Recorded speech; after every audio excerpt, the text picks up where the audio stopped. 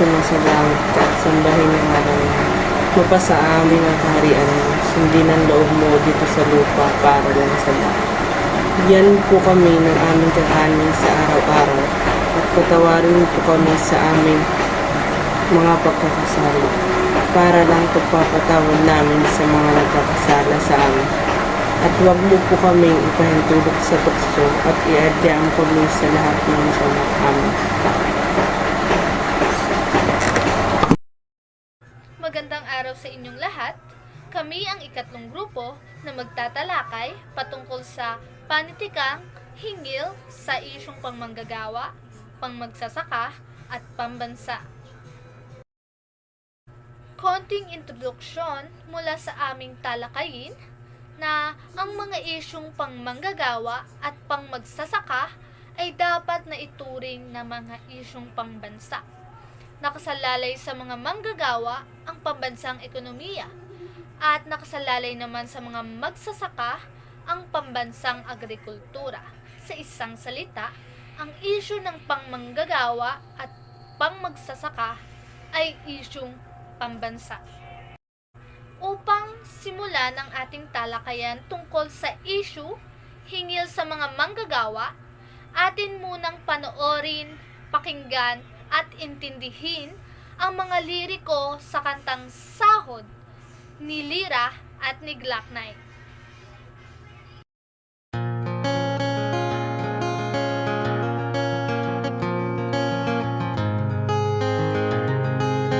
Wish 1075. Kay tagal kong hinahanap, lagi lang nakaabang.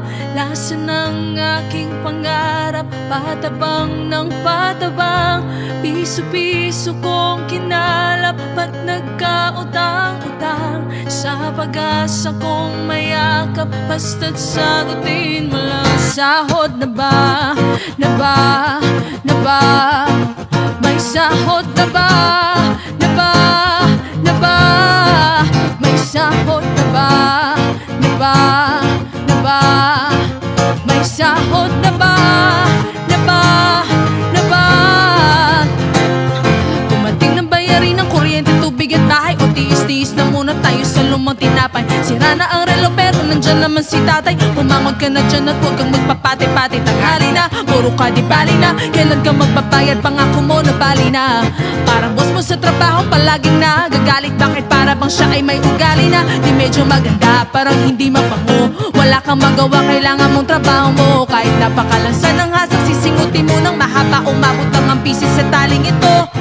Kasi pinagkakasya ko na lamang ang baon ko. Pag nahulugan ng piso, kulang na pamasahe ko. Ano talaga ang buhay? Anong masasabi ko? Teka, magkano na ba ang nabali ko? Sahod na ba? Bagong damit, bagong sapatos. Kahit na magutom, kahit na humangos. Bawal lang kuripot, bawal lang madamot. Pagkakasahin ang hindi aabot. Bagong damit, bagong sapatos. Kahit na magutom, kahit na humangos. Bawal lang kuripot, bawal lang madamot. Pagkakasahin ang hindi aabot. Patak ng akin sa'yo at reda, eto na. Para bang kayang bilhin na lahat ng tinitinda. Pati mo iniinda ang salaping iniitsa. Winawasiwas na sulod dito sa gubat na mitsa. Hari mo di mauubos kahit na alam mo kulong. Kaya hirap kumilos kung lumulutang ka sa utang. Paulit-ulit na lang mahirap makalimutan. Mabuti na mabuti kung meron kang mayamang magulang. Pahingi, Kasama na ang pang-inom at gimmick. kabingi, Mga mata sa gutom may tumirik. Madali lang naman ang solusyon na pamihit. Susi sa lahat ng mga makitig mo na palugit. Sa tuwing pinagkakasya ko na lamang ang baon ko. Pag nahulugan ng piso, kulang ng pamasahe ko. Ano talaga ang buhay? Anong masasabi ko? Teka, magkano na ba ang nabali ko? Kahit tagal kong hinahanap, lagi lang nakaabang. Lasa ng aking pangarap, patabang ng patabang. Piso-piso kong kinalap at nagkautang-utang. Sa pag-asa kong mayakap, basta't sagutin mo lang. Sahod na ba? bagong damit, bagong sapatos. Kahit na magutom, kahit na humangos. Bawal lang kuripot, bawal lang madamot. Pagkakasahin ang hindi aabot. Bagong damit, bagong sapatos. Kahit na magutom, kahit na humangos. Bawal lang kuripot, bawal lang madamot. Pagkakasahin ang hindi aabot. Bagong damit, damit, bagong sapatos. Kahit na magutom, kahit na humangos, bawal lang kuripot, bawal lang madamot. Pagkakasahin ang hindi aabot. Bagong damit, bagong sapatos. Kahit na magutom, kahit na humangos, bawal lang kuripot, bawal lang madamot. Pagkakasahin ang hindi aabot. na ba? Napakaganda at napakabase sa realidad ang makikita o maririnig sa kantang ito. Atin naman suriin ang panitikang ito. Ang pamagat nito ay ang sahod na ginawa o nilikha o kinanta ni Miss Lyra at ni Glock 9. Sa aking paningin o palagay, ang tagline na bisa na gamit sa kantang ito ay bisang pandamdami. Bakit?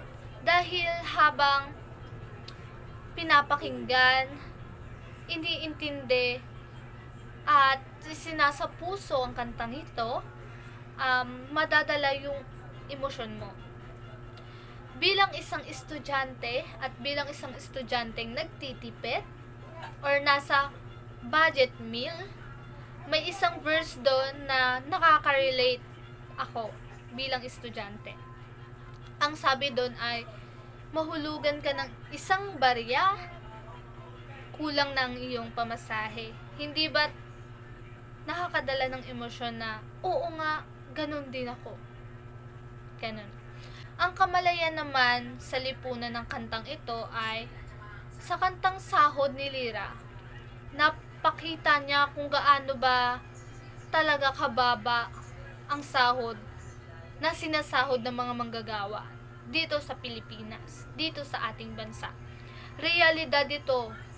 Lahat ng liriko niya is reality na nangyayari talaga sa totoong buhay.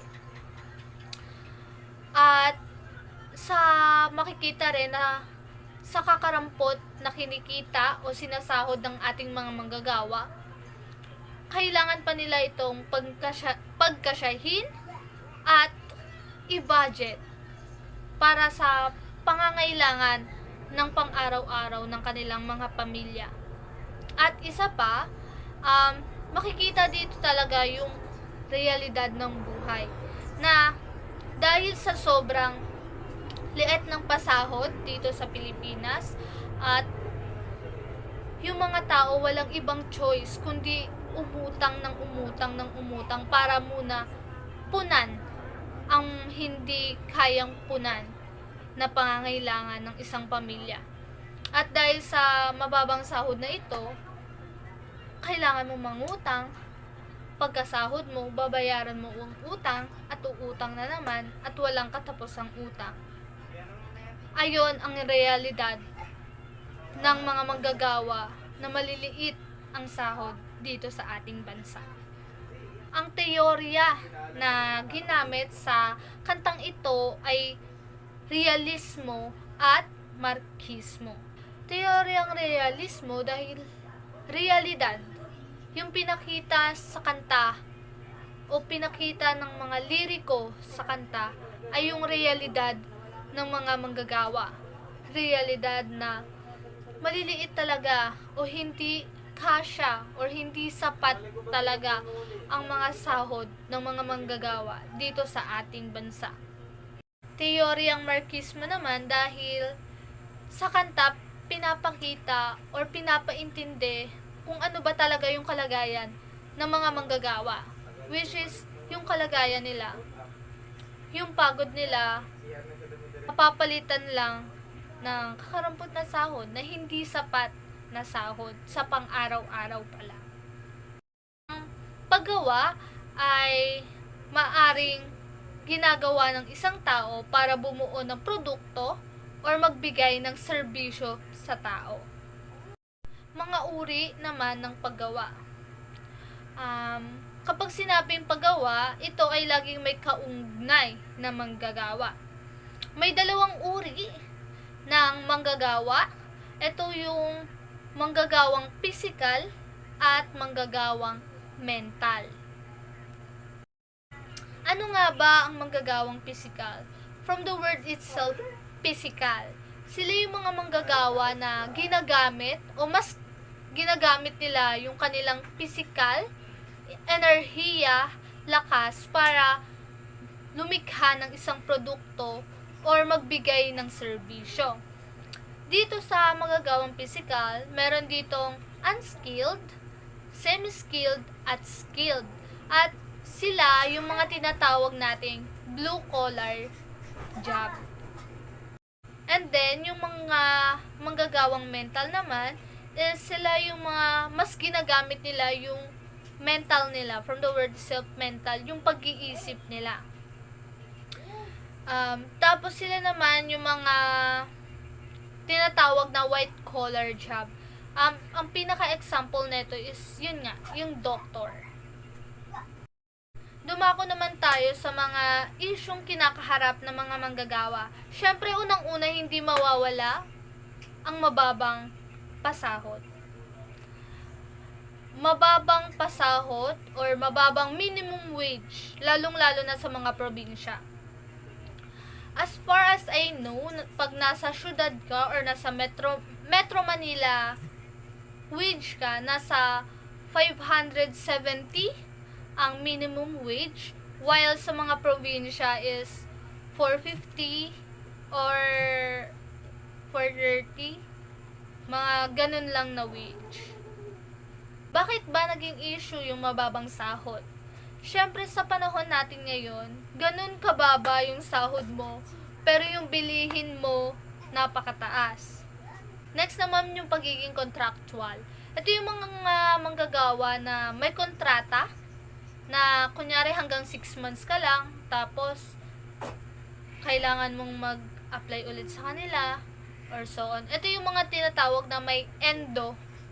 At ang panghuli is hindi maayos na pamamahala.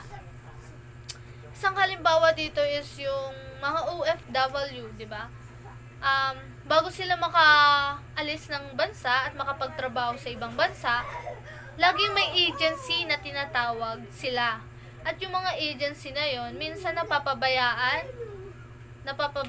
sila. Hindi lang naman yung mga OFW agencies yung hindi maayos na pamamahala. Meron din naman dito sa atin, like, is more on hindi maayos ang pamamahala sa mga pabrikang pagawaan. More on dito, hindi masyadong maganda yung pamamahala nila sa mga pabrika.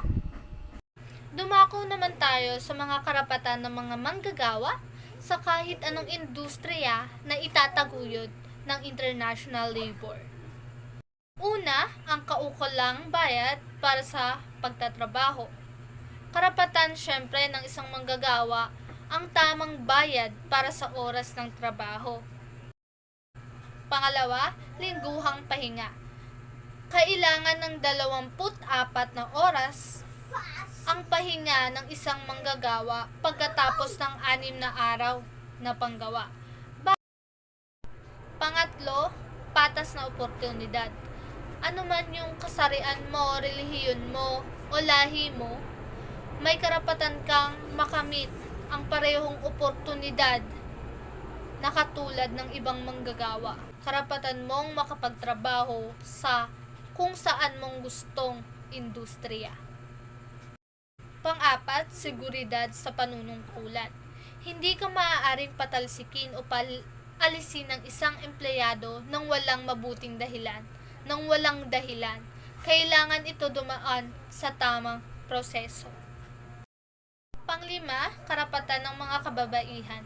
Karapatan ng mga kababaihan na magkaroon ng sariling banyo, bihisan, o lugar na pahingahan para sa mga manggagawang kababaihan. Pang-anim ay ligtas na lugar ng trabaho. Karapatan ng isang manggagawa na makapagtrabaho sa safe environment or walang panganib mula sa kanilang physical hanggang sa kanilang kalusugan. Pang-pito ay ang tamang edad ng panghanap buhay. Or pang-pito, tamang edad ng paghahanap buhay. ang legal na paghahanap buhay ay 18 years old.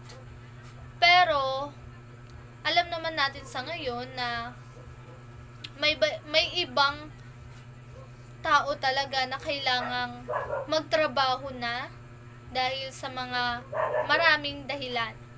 At legal naman iyon sa ating bansa basta ang menor de edad na gustong maghanap buhay ay may consent o lang mga magulang na pumapayag sila na ang kanilang anak ay magtrabaho sa lugar na iyon. More on fast food chains ang mga tumatanggap sa mga menor de edad para magtrabaho.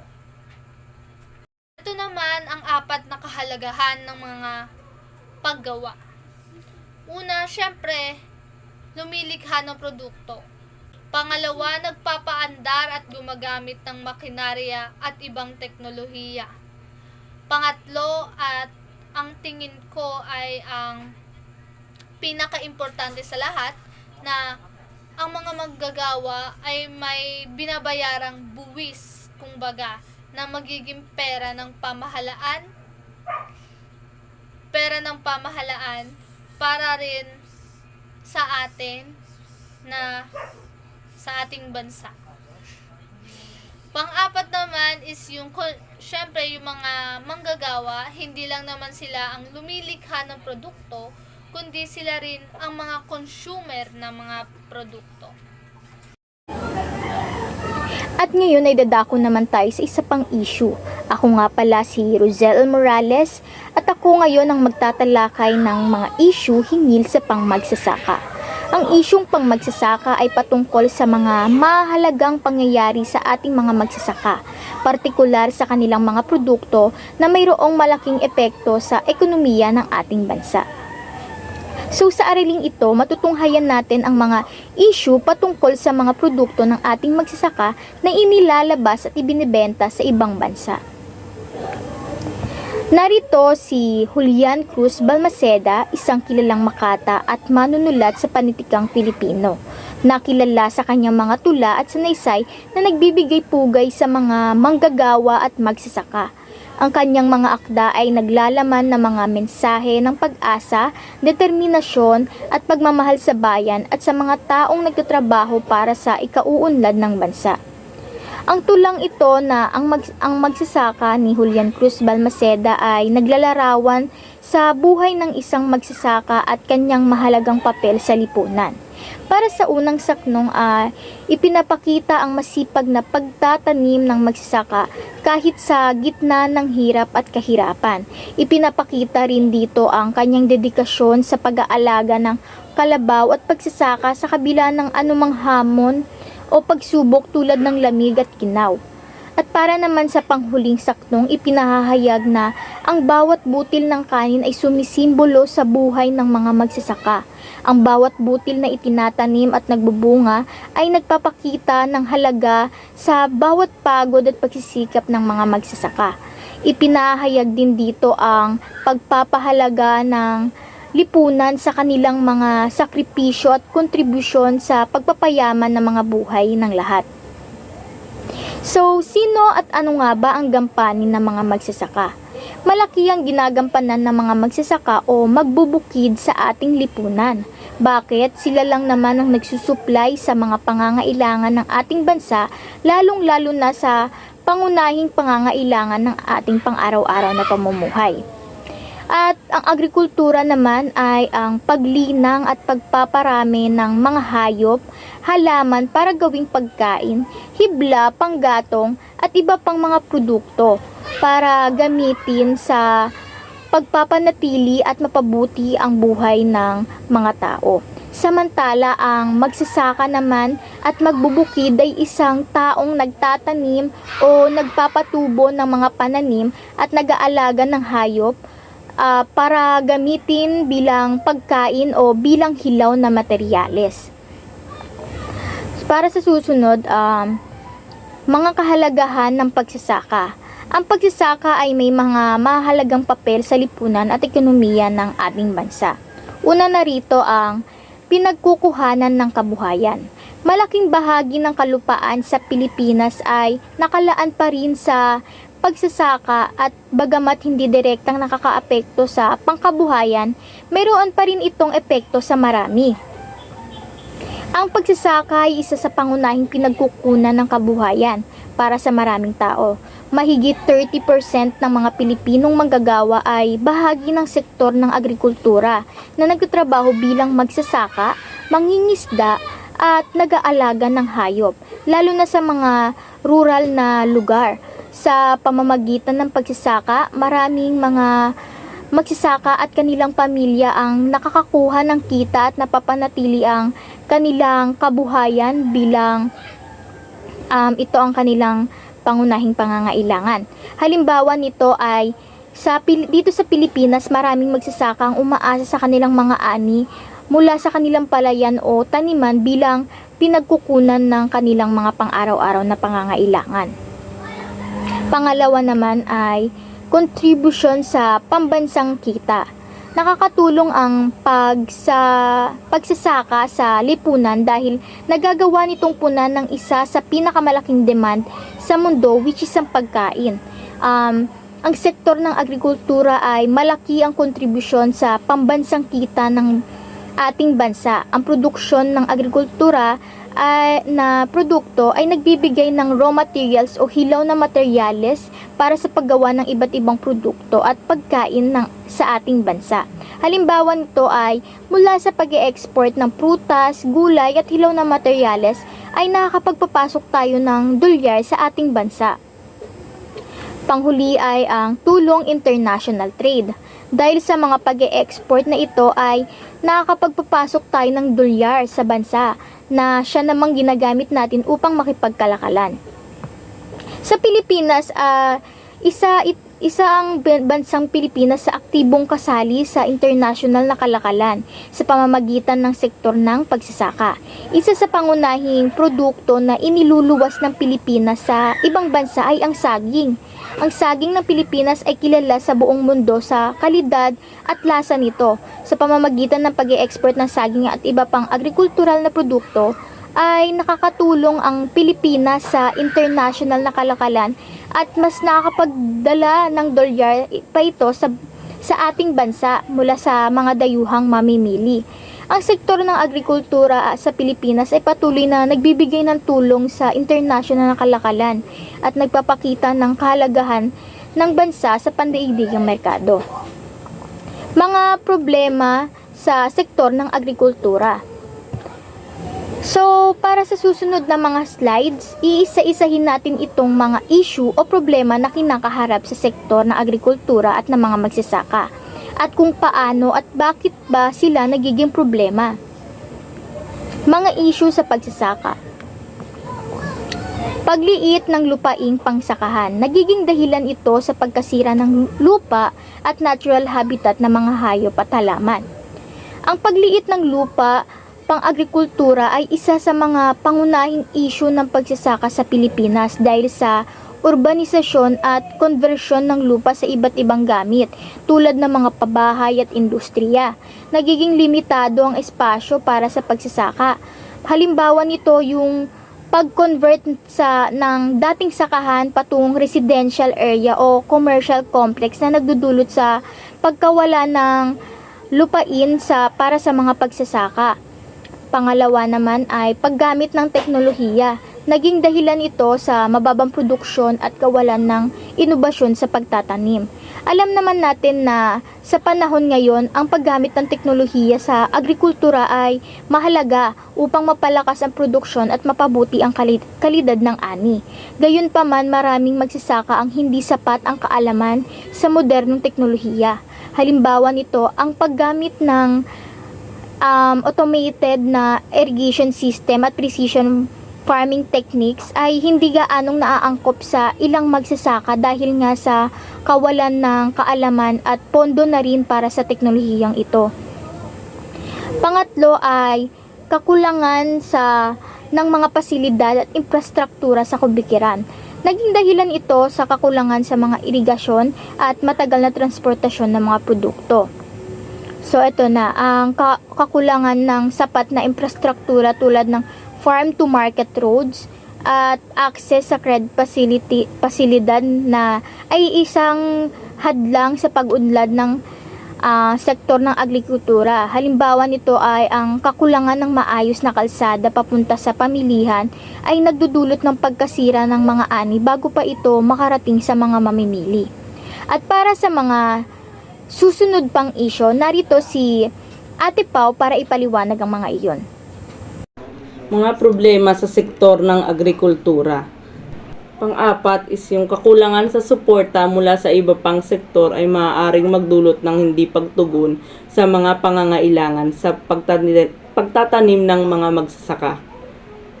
Halimbawa, sa isang komunidad ng magsasaka na walang sapat na suporta mula sa pamahalaan o iba pang sektor tulad ng pribadong sektor o mga organisasyon, maaaring magkaroon ng kakulangan sa mga pangunahing pangangailangan sa pagtatanim, tulad ng pataba, binhi, teknolohiya at iba pang kagamitan. Isa pang halimbawa, kung ang mga magsasaka ay hindi nakakatanggap ng sapat na suporta sa pamamagitan ng pagsasanay, access sa modernong teknolohiya o financial assistance, maaari sa kanilang operasyon sa sakahan, maaaring magkaroon ng kahirapan sa papalago ng kanilang mga pananim. Ang kakulangan sa suporta mula sa iba pang sektor ay maaaring magdulot ng hindi optimal na produksyon at kawalan ng inobasyon sa kanilang mga pamamaraan sa pagsasaka. Panlima naman is yung pagbibigay prioridad sa sektor ng industriya. Sa isang bansa kung saan ang pamahalaan ay nagbibigay ng prioridad sa pagpapalakas ng sektor ng manufacturing at technology, maaaring magkaroon ng kakulangan sa mga manggagawa at magsasaka sa sektor ng agrikultura. Ang paglalagay ng mas maraming pondo at suporta sa mga industriya ng manufacturing at technology ay maaaring magdulot ng paglipat ng mga manggagawa at magsasaka mula sa agrikultura patungo sa mga urban areas kung saan mas maraming trabaho ang available. Halimbawa, sa pamamagitan ng pagtataguyod ng mga incentives at programa para sa mga industriya, ang manufacturing at technology, maaaring mas maraming manggagawa ang ma-engage sa mga sektor na ito dahil mas mataas na sahod at benepisyo. Ito ay maaaring magresulta sa kakulangan ng mga manggagawa sa sektor ng agrikultura, na maaaring magdulot ng hindi pagtugon sa pangangailangan sa pagtatanim at pagsasaka ng mga pananim. Pagdagsa ng mga dayuhang produkto sa Pilipinas. Ang kompetisyon sa lokal na produkto, ang pagdagsa ng mga dayuhang produkto na maaaring maging mas mura o mas dekalidad kaysa sa lokal na produkto, ay maaaring magdulot ng kompetisyon sa lokal na mga magsasaka at produktong agrikultura. Ito ay maaaring magresulta sa pagbaba ng presyo ng lokal na produkto at maraming makasama sa kabuhayan ang mga lokal na magsasaka. Dependensya sa dayuhang produkto. Kung ang mga dayuhan produkto ay mas pinipili ang mga mamimili kaysa sa lokal na produkto, maaaring magdulot ito ng dependensya sa dayuhang produkto at maaaring mawalan ng market ang lokal na mga produkto. Panganib sa seguridad ng pagkain. Kung ang bansa ay umaasa lamang sa mga dayuhang produkto, maaaring magkaroon ng panganib sa seguridad ng pagkain. Kapag hindi sapat ang lokal na produksyon ng pagkain at umasa lamang sa dayuhang produkto, maaaring mahirapan ang bansa sa panahon ng krisis o kalamidad. At yung panghuli naman po is yung climate change o pabago-bago ng klima ay nagdudulot ng mga epekto sa agrikultura, kabilang ang pagkasira ng pananim. Sa gitna ng climate change, maaaring magkaroon ng pabago-bago o pattern na pag-ulan, pagtaas ng temperatura o pagiging labis o kulang sa tubig sa isang lugar. Ang mga extreme weather events tulad ng mga matinding bagyo, tagtuyot o pagbaha ay maaaring magdulot ng pinsala sa mga pananim. Halimbawa, sa isang lugar kung saan ang mga pananim ay nakasalalay sa tiyak na klima at kondisyon ng lupa. Ang pabago-bago na klima tulad ng sobrang init, pagbaha o tagtuyot ay maaaring magdulot ng pagkasira ng mga pananim.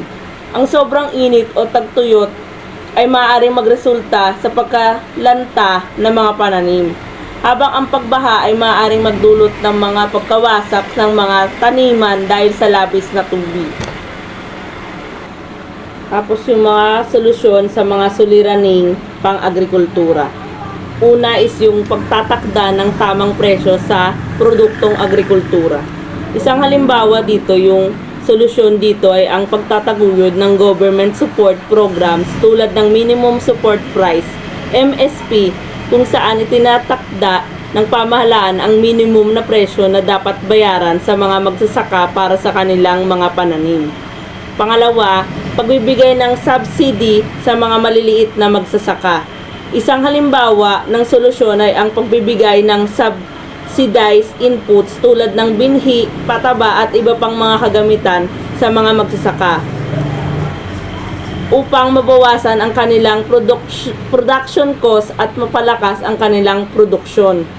Pangatlo is pagpapatayo ng mga imbakan, irrigation, tulay at kalsada. Halimbawa ng solusyon dito ay ang pagtataguyod ng mga infrastructure projects tulad ng pagpapatayo ng mga silos para sa storage ng mga pananim, mga sistema ng irrigation para sa patubig, pagpapalakas ng mga tulay at kalsada upang mapadali ang transportasyon ng mga produkto mula sa sakahan papunta sa merkado. Yung pang-apat naman po is yung pagbibigay ng impormasyon at pagtuturo sa paggamit ng makabagong teknolohiya. Ang halimbawa dito is yung halimbawa ng solusyon ay ang pagbibigay ng training at edukasyon sa mga magsasaka ukol sa sustainable farming practices. Paggamit ng modernong teknolohiya tulad ng precision farming at iba pang makabagong pamamaraan sa agrikultura. At yung panghuli is paghihigpit sa mga dayuhang produkto, agrikultura. Isang halimbawa ng solusyon ay ang pagpapatupad ng trade policies na nagalayong protektahan ang lokal na produksyon ng agrikultura laban sa pagpasok ng murang dayuhang produkto na maaaring makasira sa lokal na industriya. Isang magandang umaga sa inyong lahat. Ako nga pala si Nicole Morales at ngayon ay tatalakayin ko ang patungkol sa isyung pambansa. Ano nga ba ang isyung pambansa? Ang isyung pambansa ay tumutukoy sa mga malalalim na hamon at usapin na may kinalaman sa kahirapan, edukasyon, pangangalagang pangkalusugan, korupsyon at pangkapaligiran na nakakaapekto sa mga mamamayan nating Pilipino. At ang panitikan na aking napili sa issue na ito ay ang upuan ng Kinantanig Lot 9 na may kaugnayan sa isyung pambansa dahil naranasan ito ng ating bansa. Ang kantang ito ay sumisimbolo o nag-reflect tungkol sa korupsyon na nangyayari sa gobyerno at mga abuso ng may mga kapangyarihan na nakaupo sa pwesto ng politika, kung saan nagdudulot ito ng kahirapan ng mga mamamayan nating Pilipino na nakatira sa Pilipinas dahil tumatalakay din ito sa issue na hindi pagkakapantay-pantay ng politika sa Pilipinas. Ang pananaw ng kantang ito ay ang mga pananaw ng mga Pilipino na naapektuhan sa maling gawain ng mga nasa kapangyarihan. Dahil sila ang nakaupo, sila ang may kapangyarihan at umaabuso sa kanilang kapangyarihan. Mayroon nga mga ilang pangyari sa loob ng bansa na may malaking epekto sa iba't ibang sektor ng lipunan. Kabilang na dito ang pamilya. Bakit nga ba naapektuhan o naapektuhan ang pamilya sa isyung pambansa? Una dito ang patuloy na problema sa kahirapan sa bansa. Dahil ito ay nakakaapekto sa mga pamilya sa pamamagitan ng kakulangan sa pangunahing pangailangan tulad ng pagkain, tirahan at edukasyon. Ito ay nagdudulot ng stress at pag-aalala ng mga magulang sa pagtusto sa kanilang bawat pamilya. Isa rin sa problema ang kalidad ng edukasyon sa ating bansa at ang kalusugan sa mga paaralan at mga guro ay nakakaapekto sa mga pamilya, lalo na sa paghahanda ng kanilang mga anak para sa kanilang pangsal. Ang kakulangan sa edukasyon ay maaaring magdulot ng kahirapan at limitasyon sa oportunidad para sa mga kabataan. syempre, ang kalusugan din ay issue na kinakaharap ng ating bansa dahil tulad ng mga kakulangan sa mga serbisyong pangkalusugan at mataas na presyo ng gamot ay nagdudulot ito ng dagdag na pasanin sa mga pamilya, lalo na sa mga mahihirap at hindi pagkakaroon ng access sa maayos na pangangalaga sa kalusugan ay maaaring magdulot ng malaking epekto o financial burden sa mga pamilya. At syempre ay problema din at pangunahing problema din ng ating bansa ang korupsyon na nakaapekto din sa pamilya dahil ang korupsyon sa pamahalaan at iba't ibang sektor ng lipunan ay nagdudulot ng hindi patas na sistema at pagkakataon sa bansa. Ito ay maaaring magdulot ng kawalan ng tiwala ng mamamayan sa gobyerno at pag-aalala sa kanilang kinabukasan. Kaya ito ay nakakaapekto nga naman talaga sa pamilya. Naapektuhan din ang simbahan sa isyong ito dahil ang mga isyu sa moralidad at etika sa lipunan tulad ng korupsyon, krimen at kabastusan ay maaaring magkaroon ng epekto sa simbahan at sa kanilang layunin na magturo ng mga mabuting aral at value sa mga tao. Ang mga batas at patakaran ng pamahalaan na maaaring makasagabal sa relihiyosong kalayaan ng simbahan at ng kanilang mga miyembro ay maaaring magdulot ng tensyon at hindi pagkakaintindihan na sa lipunan. At syempre, ang issue rin ng pangalaga sa kalikasan at pagbabago ng klima at may kaugnayan sa mga paniniwala at prinsipyo ng simbahan ukol sa pag-aalaga sa kalikasan bilang bahagi ng pagtupad sa tungkulin ng tao bilang tagapamahala ng mundo. At syempre, ang simbahan ay mayroon din malaking papel sa pagtulong sa mga may hirap at pangangailangan sa lipunan. So, ang mga issue tulad ng kahirapan at social injustice ay maaaring maging sentro ng advokasya at pagtulong ng simbahan sa mga nangangailangan at sa ating mga mamamayan. Isa din ang paaralan sa naapektuhan sa isyong ito dahil ang mga kakulangan sa mga pasilidad na kagamitan sa mga paaralan tulad ng classrooms, textbooks at school supplies ay nagdudulot ng hindi optimal na kalidad ng edukasyon para sa mga mag-aaral. Ito ay maaaring makaapekto sa pag-unlad at pagkatuto ng mga estudyante. Ang kahirapan din ay isang issue sa pamilya dahil ito ay nagdudulot ng limitasyon sa access ng kanilang mga anak sa edukasyon. Ang kahirapan din ay nakakaapekto sa maraming pamilya dahil ito ay nagdudulot ng limitasyon sa access ng kanilang mga anak sa edukasyon.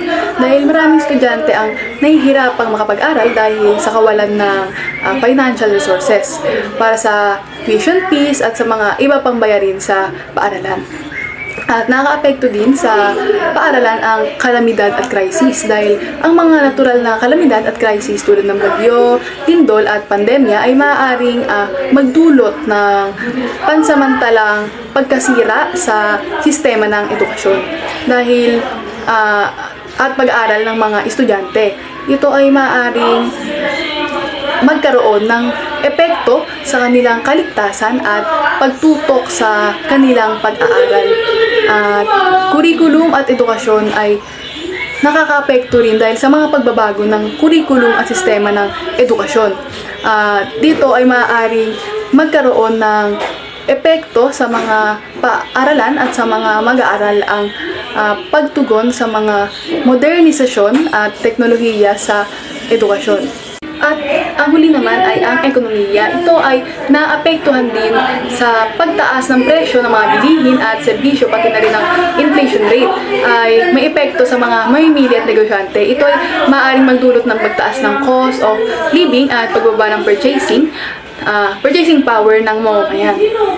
At kawalan din ng trabaho ay nakakaapekto din sa ekonomiya dahil ito ay Ang kawalan ng trabaho ay underemployment ay nagdudulot ng financial stress at kahirapan sa maraming pamilya. Ito ay nagreresulta na sa pagbaba ng kita at kakulangan sa seguridad sa trabaho ng mga mamamayan o manggagawa. At nakaka-apekto rin ang foreign investments dahil ang pag-angat o pagbagsak ng foreign investments sa bansa ay may malaking epekto sa ekonomiya dahil ang pagdami ng foreign investments ay maaaring magdulot ng job opportunities at economic growth habang ang kawalan nito ay maaaring magdulot ng pagbagsak ng ekonomiya. At ang apat na aking nabanggit ay ayon ng may iba't ibang epekto o ang naapektuhan sa sektor ng lipunan o isyong pambansa. Ayon ng pamilya, paaralan, simbahan at ang ekonomiya. Ano nga ba ang pangunahing isyong pambansa? Ito ay ang korupsyon. At ang korupsyon ay isang mapanirang gawain kung saan ang isang tao o institusyon ay gumagawa ng labag sa batas o hindi makatarungang transaksyon para sa personal na kapakanan o pakinabang. Ito ay isang krimen na nagdudulot ng pag-abuso sa kapangyarihan at pagkukulang sa integridad ng isang individual o institusyon. Dumako naman tayo sa mga uri ng korupsyon. Ang una ay pagtakas sa pagbabayad ng buwis. Isang korupsyon to dahil bilang isang Pilipino o mamamayan ng isang bansa, kailangan mong magbayad nito sa ating pamahalaan na siyang magiging pera din ng ating bansa. Ang pangalawa ay ang mga ghost project at payroll. Pangatlo ay ang pagtakas o pag-iwas sa subasta. Pang-apat ay pagpasa ng mga kontrata. Panglima ay nepotismo at paboritismo. Pang-anim ay pangingikil. Pangpito ay pagtakas sa salaping proteksyon. At ang pangwalo ay panunuhol. Alam naman nating lahat na napakataas ng issue ng korupsyon sa ating bansa. Hindi lamang sa gobyerno nangyayari ang korupsyon dahil ito rin ay nangyayari sa iba't ibang paraan o pangyayari. Dumako naman tayo sa Republic Act No. 6137 o Code ng Pag-aasal at mga pamantayang etikal para sa mga pampublikong opisyal at empleyado. Ayon ng batas na ito na panghawakan ang iniingatang prinsipyo ng publikong opisina bilang publikong pagtitiwala, nagbibigay ng insensitibo at gantimpala para sa mahuhusay na paglilingkod. Dumako naman tayo sa mga batas na nagpoprotekta sa mga isyong pangmanggagawa, pangmagsasaka at pambansa. Ang una ay The Commonwealth Act 444. Ito yung unang batas ukol sa walang oras na paggagawa. Ito yung batas na kailangan mo magtrabaho ng 8 oras lamang. Yun na po yung pinakalimit nun. Kailangan rin po ng pahinga ng mga empleyado. Kailangan rin po niya lunch break. At kung sakaling lumagpas naman po to sa 8 oras, sa pinakalimit po, may karapatan o karagdagan na bayaran po sila. Dahil ang pinakalimit lang po ng pagtatrabaho ay 8 oras lamang. Republic Act No. 6727 o tinatawag na Wage Regulation Act. Dito po yung nagsisaad ng mga pagsasaayos sa mga mga pinakamababang pasahod sa mga minimum wage sa mga iba't ibang industry, mga sektor. Ito na lang po dito po sa atin sa Pilipinas ay po ang pinakamababang rate ng pasahod kaya marami rin pong danas sa kahirapan po rin sa atin. At kinabibilangan din po dito ang hindi pang agriculture, plantasyon na pang agriculture, yan, mga pagtitingi or mga serbisyo. Hindi lamang gobyerno ang magtatalaga nito. Maraming miyembro ito ito ay binubuo ng mga miyembro ng mga sektor. Mga gobyerno katulad ng mga employer o mga manggagawa. Artikulo 87 overtime pay. Ito ba yung mga karagdagang bayad sa mga pagtatrabaho sa nagpasa 8 oras sa isang araw. Ito po yung mga nagtatrabaho rin po sa mga gabi. yung mga pinag-OT po sila, pinag-overtime, kailangan pong bayaran po sila. Sa batas po ito na Artikulo 87 overtime pay. Sa Land Registration Act 1902, ito po yung kay Torrens na system na pinapatupad sa mga pribado at mga publikong pagmamayari ng mga lupa. Ano bang maaaring i-register sa LRA, sa Land Registration Act? Sa mga authority, mga personal properties o mga ari-arian, katulad na lang ng mga sasakyan, mga motorsiklo, yan, mga alahas, mga titulo ng lupa, yan, katulad na nakikita nyo po sa mga jeep, di ba? Ay mga nakarehistro po talaga na sila, may papel po talaga sila na katunayan na nagtatrabaho po siya ng marangal. Katulad na lang po ng mga motor, yan, kailangan po nila ng mga papel para katunayan na rin po, di ba? Yun po ang Land Registration Act 1902. Batas ng Pangulo Act 1972. Ito ay nagsasaad ng mga pinapalaya ang mga magsasaka sa tanikala o mga sa kahirapan at paglilipat sa kanilang mga lupang sinasaka. Batas ng Pangulo ng BLG 27. Ang mga magsasaka ibibigyan na siya ng pagkakataon ariin ang mga 5 hektarya ng pantubig ng lupaing pangtubig at 3 hektarya naman kapag may pantubig, at bibigyan na rin siya ng maayos na buhay ang mga magsasaka sa kabila ng kanilang kahirapan. At ang nasabing batas na ito ay nilagdaan ni Ferdinand Marcos noong ika-21 na Oktubre ng taong 1972. Maraming salamat po sa pakikinig.